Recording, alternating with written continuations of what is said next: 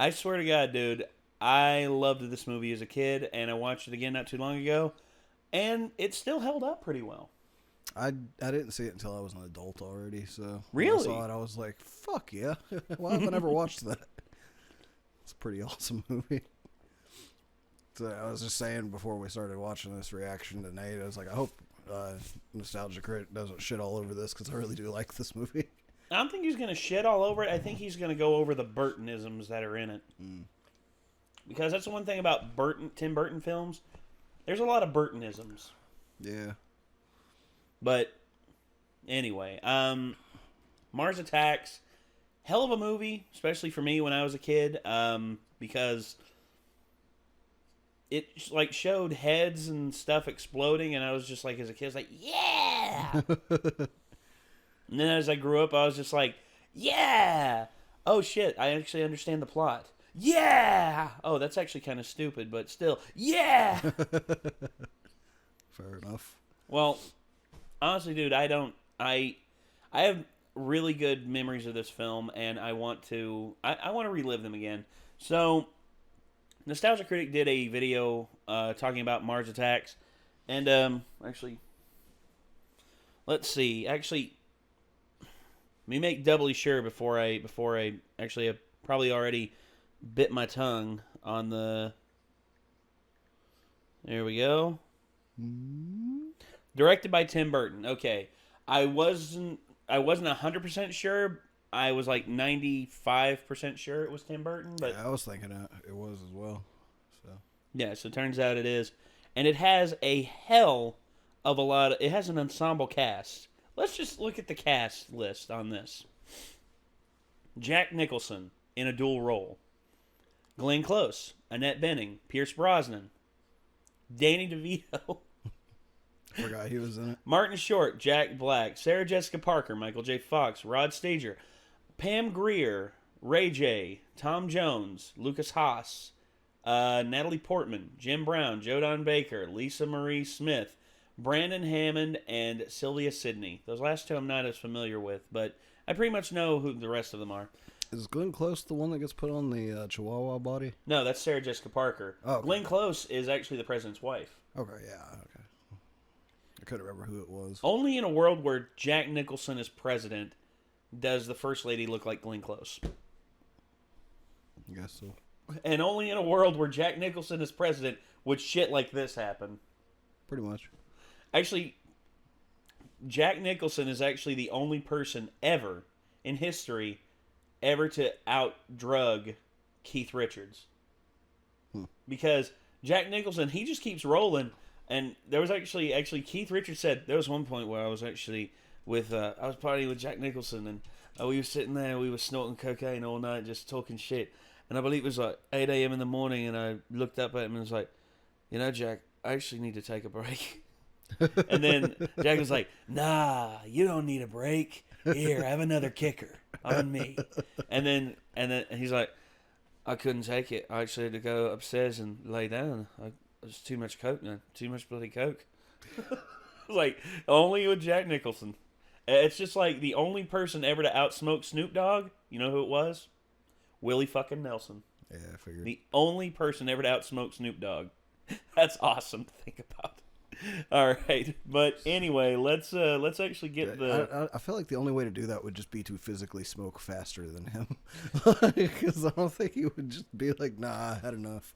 No, well, dude, Dave Chappelle smoked weed with Snoop Dogg once, and you know what? Snoop Dogg had, like you know, puff puff pass. That's the usual rule of the pot circle.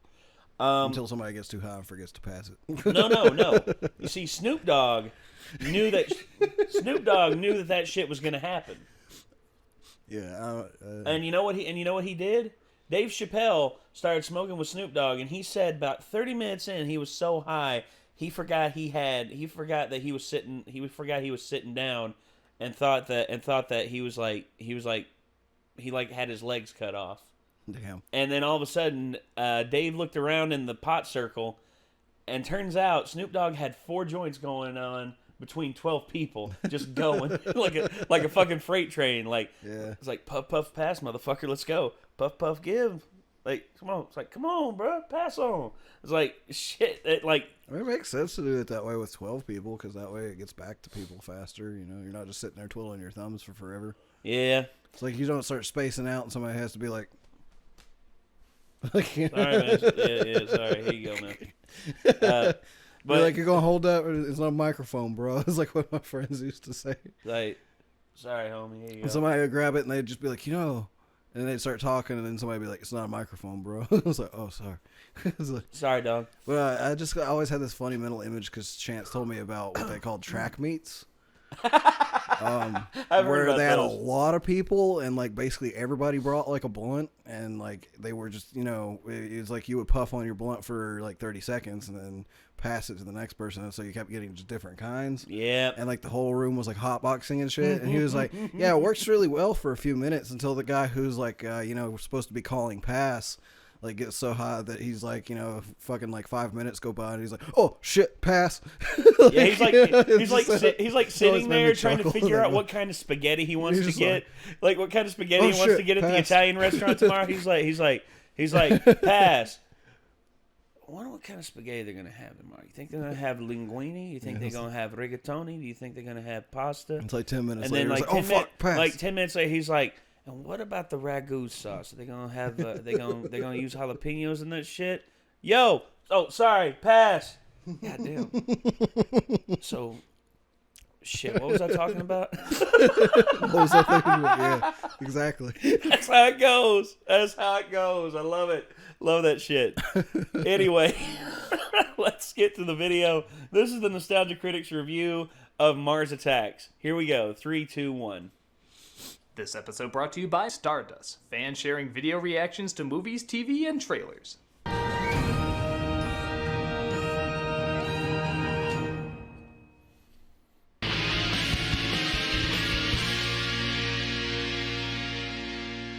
Hello, I'm the Nostalgia Critic. I remember it so you don't have to. Tim Burton has gone from one of the world's most unique directors to one of the world's most commercial directors to, you know what, just put someone in black eye makeup and we'll see it to feel somewhat artsy. But believe it or not, there was a long period of time where Tim Burton kinda had the golden touch.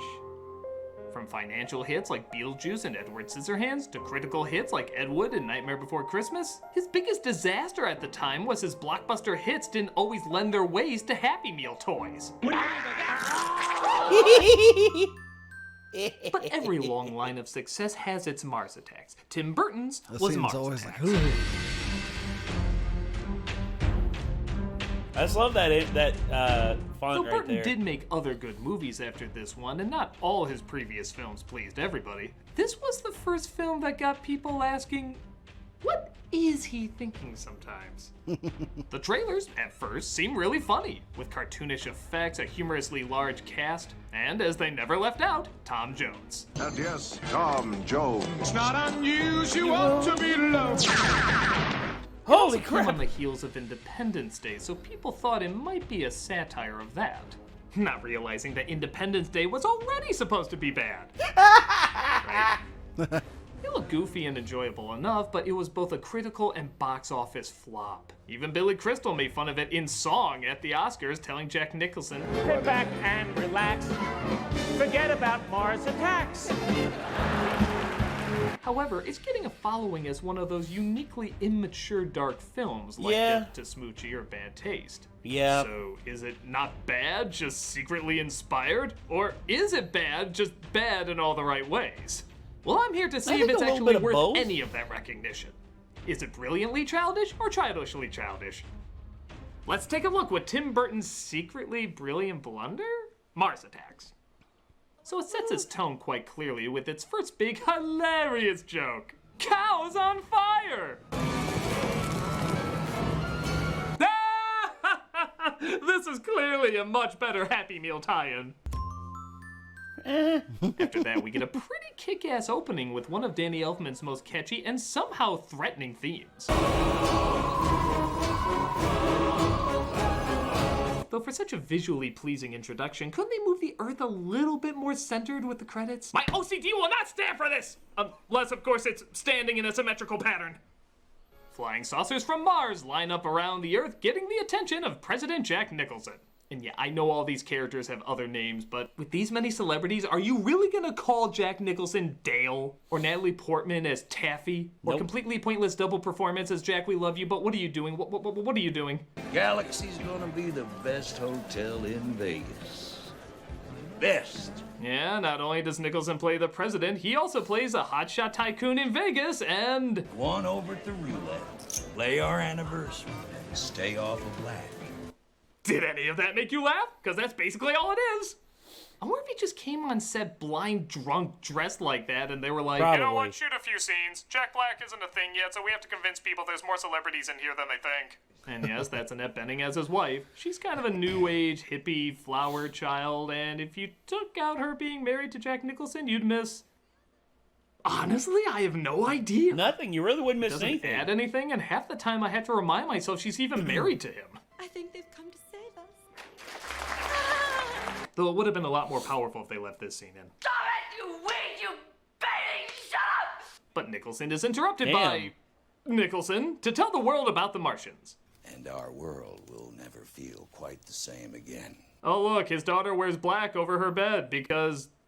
Lydia. Goth. Next we have talk show host Sarah Jessica Parker, who's dating news anchor Michael J. Fox. Oh, they want me to go interview that professor from the White House? We should have got that guy.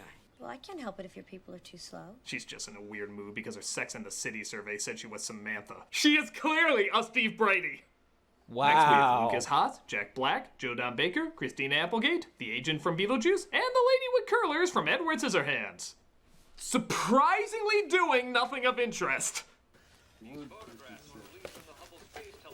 It's just the Putting ensemble such a strange cast, combo yeah. together, something interesting would happen by accident.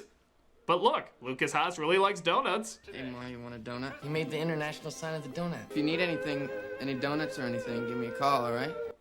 This will be his arc.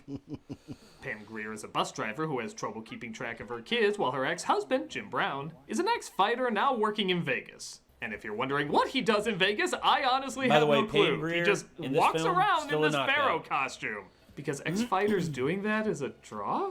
Again, let's see if anything of interest is happening. To be fair, Mike Tyson was in Las Vegas and he was a gigolo for some time. That's right.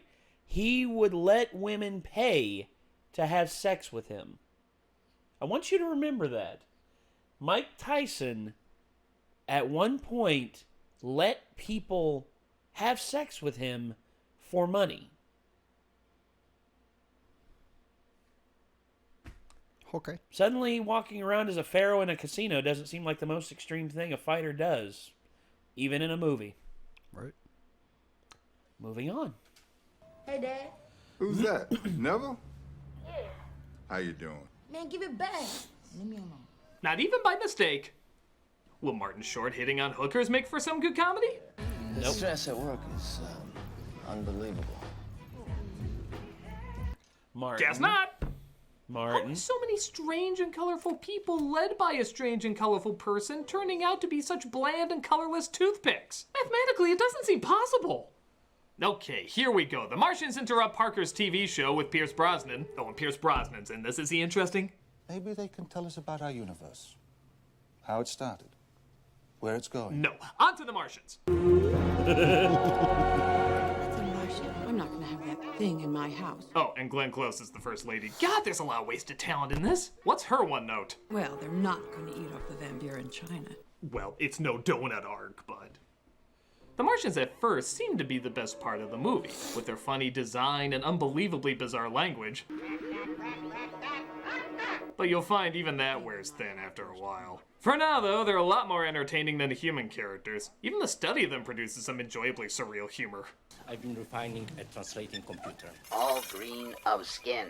Dark is the suede that mows like a harvest. What the hell does that mean? And for the record, we never do find out what that means. I am strangely okay with that. It's like adding logic to the room, just something should never be explained. But True, others should, very true. like why are Martin Short and Michael J. Fox doing nothing funny? If the Martians land, will the press have access? Can we do interviews? We'd have to establish contact, work out whatever communication problems, and then I guess we just see what happens. Why does this scene even exist? Is it to build up that Michael J. Fox is gonna do interviews with the Martians? I guess that can be funny. Is it just for this one throwaway joke? The Martians have two sexes, like we do. Must not laugh, must not justify pointlessness. Oh, this'll get the comedy back on track. I got this chump owes me a lot of money, needs a wake-up call. What I'd like for you to do is use that patented left hook on him. I'm trying to get back with my wife.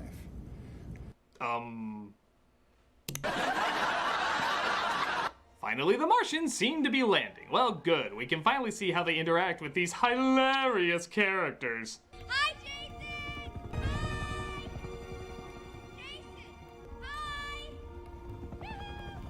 Hi! Or we could give them a podcast. I know they only say one word, but honestly, I still think it'd be more entertaining. The Martians land, and using their translator, they try to communicate. We come in peace. But the Martians see a released dove and start firing on everyone. Oh. Open fire! Okay, we've been spending 40 minutes building up these boring characters, but finally we're gonna utilize them. They're gonna interact with the Martians. Like Jack Black's dummy soldier is about to attack. Is he gonna kick their asses or find out he surprisingly gets along with them or... I surrender!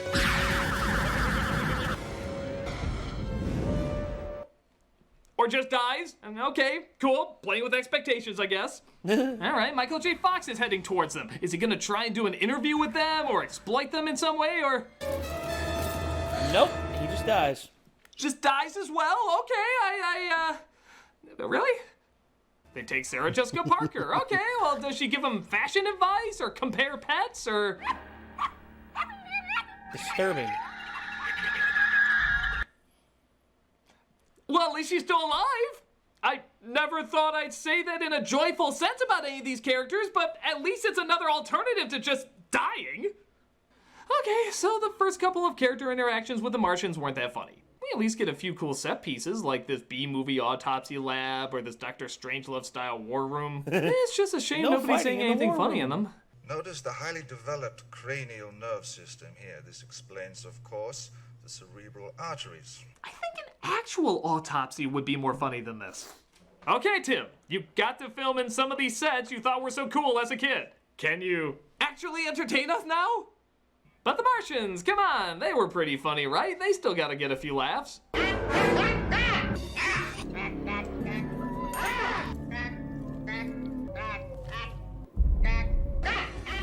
Well, I'm sick of their voices now. At first it was kind of funny, but then they go Star Wars Holiday Special and have it be the one sound we ever hear out of them, and there's no goddamn subtitles! Oh, let me guess. Ack, ack? You sure this wasn't a troll movie? But it's cool. We have a ton of other hilarious stuff, like Annette Bening's deep social commentary. The human race doesn't deserve to live. An ex-husband and ex-wife still pointlessly being an ex-husband and ex-wife. I love you. I love you too, Byron. And a funeral!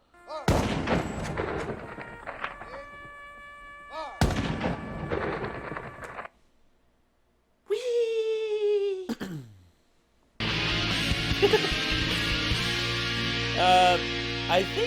I don't know. I don't remember this being this boring or this not funny, though. I feel like he's cherry-picking scenes to make it seem worse than it is. Potentially. Hey guys, here's the best reactions to what I just reviewed this week.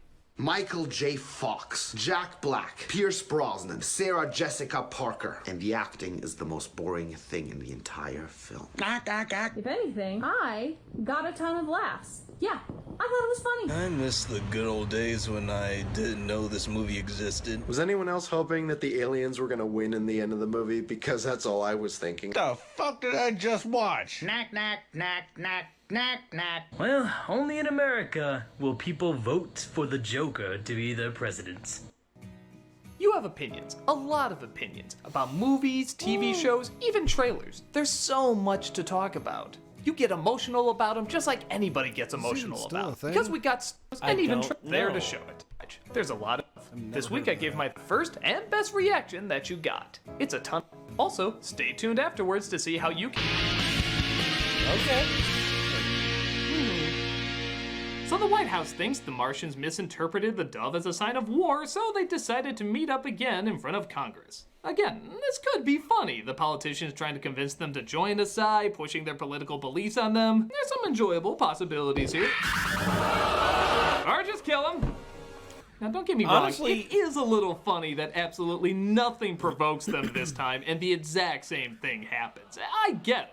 And trust me, this would be hilarious if the exact same thing didn't happen throughout the rest of the goddamn movie. Yeah, this is pretty much just the rest of the film. Why dedicate so much time to these boring characters if you're just gonna do the same thing to them over and over and over? They blew up Congress. Now it's still not as funny as what's really going on. That old lady, they blew up Congress.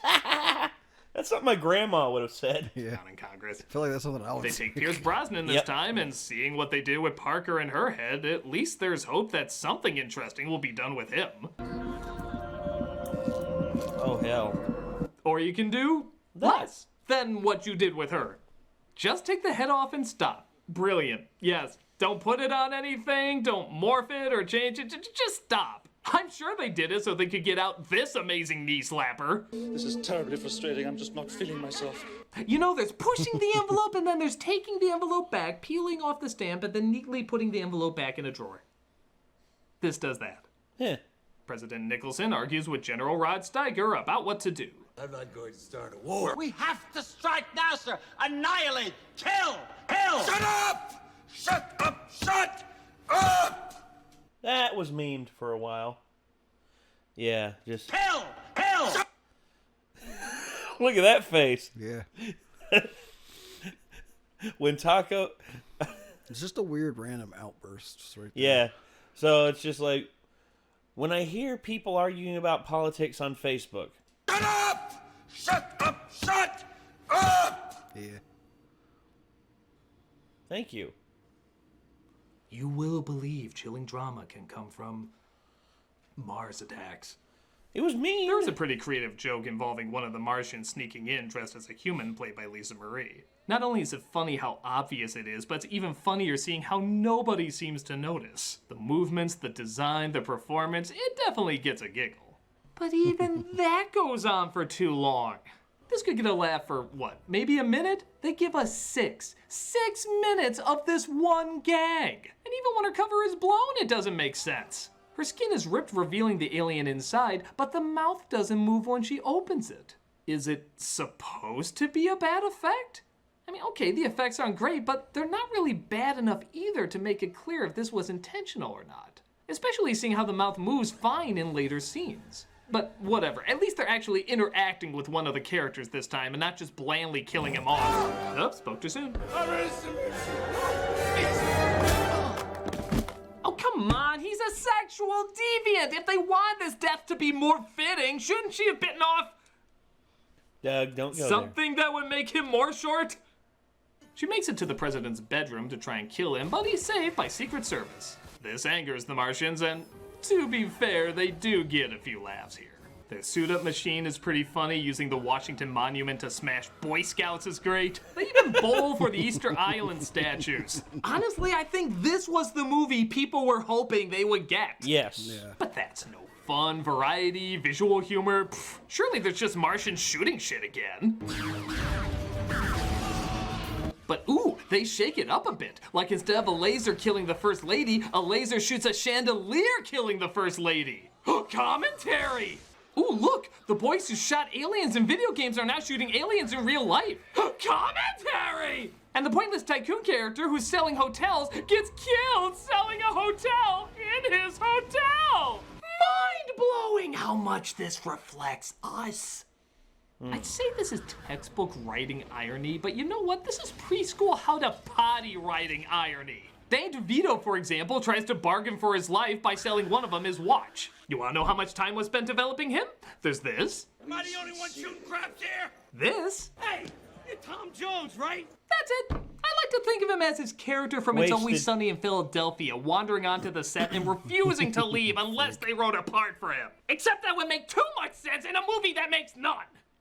And the movie promised Tom Jones, so there he is. He runs around with some of the stars, waving his arms. He apparently knows how to fly a plane. He does. Yeah, I think so, yeah. Okay, I guess. That's about it. Tom Jones, everybody. Christ, wouldn't it have been a lot funnier if he was swinging one of those laser guns or saying badass lines or really saving the day? You have Tom Jones as himself. That's such a weird cameo. Have fun with it. Here, he's just kind of here. And yeah, okay, I guess that could be kind of funny if the rest of the cast wasn't just kind of here. When a character gets killed off, it doesn't even mean anything anymore. Lucas Haas' parents get killed in their trailer home. So, Rod Steiger gets shrunken down and stepped to death. So, even President Jack Nicholson getting killed by Martians somehow isn't as cool as it should be. They never took advantage of the characters they could become based on the people they chose to play them. Look, Christopher Walken playing King Louis is a weird choice, but they have the kid run into a cowbell, they have him awkwardly sing in his goofy voice, they know what they're doing. Here, the first thought you have in your head of President Jack Nicholson or Tom Jones fighting Martians is immediately funnier than what they actually did in this movie. Oh, but they put in an eye drop of irony in every one of those deaths, so that somehow makes it clever? Putty book irony? Every once in a while, there is a good joke, like France thinking they made a friend, their attempts to use nukes totally backfiring, and probably my favorite line from the translator. Don't run. We are your friends. Scenes like that are great, and there needed to be a lot more of them. But instead, we just have a lot of running around, blasting, running around, blasting. What's happening over here? Oh yeah, running around, blasting. Maybe Jim Brown fighting them will be funny. Oh wait, this movie apparently decided it wanted to have heart, so this is now supposed to be serious. Even the waitress apparently tries to tell him not to go. I'll draw them away now. Go. No. I said go. That was gut-wrenching. The Martians overpower him though and leave him dead on the ground. But luckily, Lucas Haas discovers the Martians' weakness, and that seems to be Slim Whitman music. It makes their heads explode. What's killing him? I think it must be my music. Okay, on principle, I can't like this. Not because I like Slim Whitman, but because I like Attack of the Killer Tomatoes. They did the exact same thing to kill off the threat there too. It's the world's worst love song that kills off the monstrous invasion. Except that film actually did have no budget and enjoyably bad effects. And a smart enough sense of humor so that you know it was intentionally awful. It was a satire of B-movies that was also a B-movie. I don't know if anyone knew what was going on with this, aside from stealing from other B-movies so poorly that you have no idea if it's an homage or just straight up stealing. Look, a parody can do an homage to another parody, but you gotta do something different. Doing the same joke doesn't mean you're clever, it just means you're doing the same joke. But it seems to work. All the Martians are destroyed, Parker and Bronson go down in one of their ships. Oh no, they were so funny. And Jim Brown's kids have to get used to living in a world without their dad. Or not. Or not. Wasn't the last time we saw him dead on the ground, covered by Martians that beat the shit out of him? Now he just has 2 scratches on his arms. And a big friggin', whatever. Look, Tom Jones. Hit on his head. It's not unusual to... Mars Attacks is just as random as I remember it. It's not like the worst movie or anything. There are a handful of good laughs and nice nods to Martian movies, but it feels like it has no direction. It doesn't work as sci-fi satire because there's not enough variety of jokes. It doesn't work as social commentary because the characters aren't interesting or developed enough. It doesn't even really work as a troll movie. What a funny middle finger that would be to have all these big names in a movie and all you did was shoot them and do nothing with them at all. But they're obviously trying to work in ironic or fitting ways that they die, trying to give the film meaning. The exact opposite of what a troll movie is supposed to do. I'll say this, it is fascinatingly bad. Lack of focus is usually not a good thing for a film, but for a Tim Burton movie, his lack of focus is always intriguingly strange. It's a boring mess, but it is interesting how and why it's a boring mess. So I guess that makes it interestingly boring? I don't know. It's a strange sum up, but it's a strange movie as well. Thank you, honey. But don't you dare let this happen again. I'm a nostalgia critic, guy. Remember it so you don't have to. Gotta say, the grandma was my favorite character in the movie. Yeah, obviously. She was. Because I just remember like her sitting there listening to her music. I'm like, oh, grandma, no. And then her headphones come unplugged and the music starts playing. And then all of a sudden, their heads explode. And I'm like, what? And then... It's like, all right. Yeah. And it's like, hey, they destroyed Congress. Yeah. I'm like, I wish that would happen in real life. Honestly. Just need a gigantic system purge of the friggin' of the political system. No more career politicians, damn it. But yeah, I guess that's just how it is. Like term limitations, guys. If you ask me, the amount of limits on terms of being a senator, you can only be a senator for 10. You can only be a senator for 10 years. That's it. Oh, and also House of Representatives. Limit of the years you can be a member of the House of Representatives. I don't know. What would you say? 10 years as well, or do you think? I don't know. Yeah, it doesn't make any sense that the president's only allowed to run for 2 terms, but they can all stay in indefinitely. Yeah, it's ridiculousness. But that's us debating on the political structure of the United States, which is honestly voting systems. So anyway, Mars Attacks. So as a kid, I did like this movie a lot. And I may have to go back and watch it again just to reaffirm certain parts of it for me. I don't know, because like I said, there was a point that I watched movies too where for some reason, I guess where I just didn't used to watch a lot of movies or something, like I had no real way to, I guess, tell what was good and what was bad, I guess just because I had no point of comparison. And now that I've gotten older and I've watched a lot more movies, I guess Mars Attacks I watched a while back, but like one of the reasons that I always thought that I liked this movie a lot is because I remember talking to my buddy Chance about it and he liked it a lot too. And I thought that was like, a reaffirmation that like, yeah, this movie was hilarious, but just seeing this review, I'm just kind of like, was it though? Like, I don't know now. I was like, maybe we should watch it again and see what we think of it again now. Yeah, we'll do a refresh on it. See if it's as funny as... See if it's as good as we remember it. And see if it's as bad as he says it is. Yeah. You see, there's certain things that ruin me on certain things, and then after thinking about it more again, I actually like... okay, for instance, one thing that someone told me one time that ruined one of my favorite franchises of all time, Indiana Jones. If Indiana Jones wasn't there, then nothing would have changed. Raiders of the Lost Ark. Trying to think how.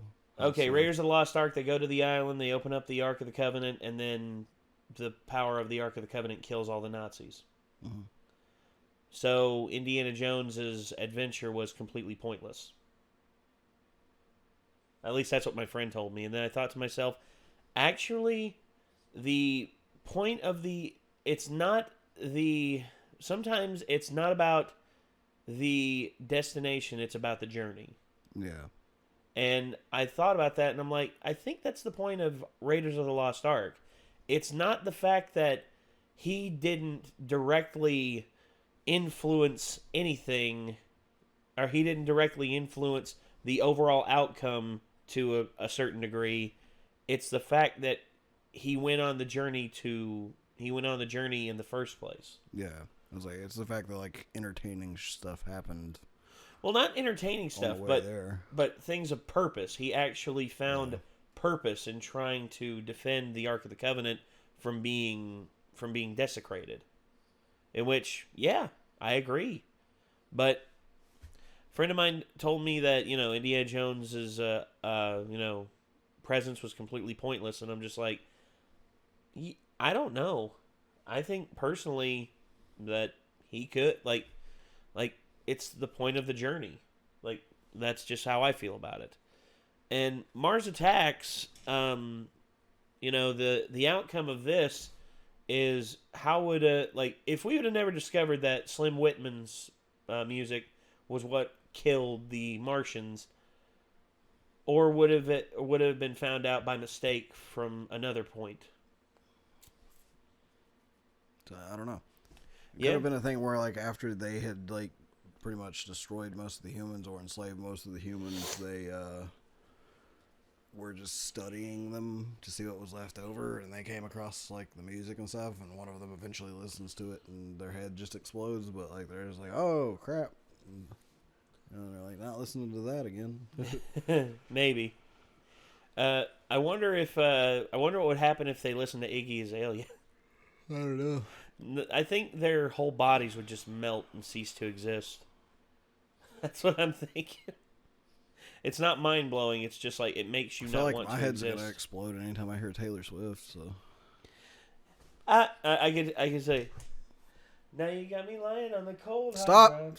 Stop! I don't want it stuck in my head because of shit. No, I didn't sing it in key. If I wanted to make it really stick, I'd have sung it in key. Doesn't matter. It's still already fucking there. Well, honestly, I don't know. Imagine them playing some Tenacious D and having Jack Black sing it like Classico. Can't you see he's the man? Let me hear you applaud. He is more than a man. He's a shiny golden god. If you think it's time to fucking rock and fucking roll out of and just melt. Get melted right then and there. I think that'd be hilarious. But and then Kyle Gass would just be like, finally, a solo run. He gets melted too. I think that'd be funny. But, well. So, in all honesty, I think where Doug finds comedy doesn't 100% match up with me. There's a lot of stuff I do agree with him on with certain films. But with this, I think the comedy, it's shock comedy in some ways. Dark comedy. You know, There's a difference between dark comedy and shock comedy. Shock comedy, sometimes it's that uncomfortable laughing. You know, that uncomfortable just like, you know, just like, you're not sure. It's almost like the like, that just happened type thing, you know? Yeah. Well, that just happened. Yep. I think we're fucked. I think so. But Mars Attacks, what do you all think about it? Do you all think it's a good film? I mean, if you think so, let us know in the comments down below. And also on Doug Walker's video, we will be putting a like on the video, and also I will be putting a comment down below as well. And if you all find our comment, feel free to message. Or feel free to leave a comment on that, or leave a reply on ours, and we'll see it. So, I guess until next time, signing off, I'm Nate. I'm Nick. And we will see you all in the next one. Peace out.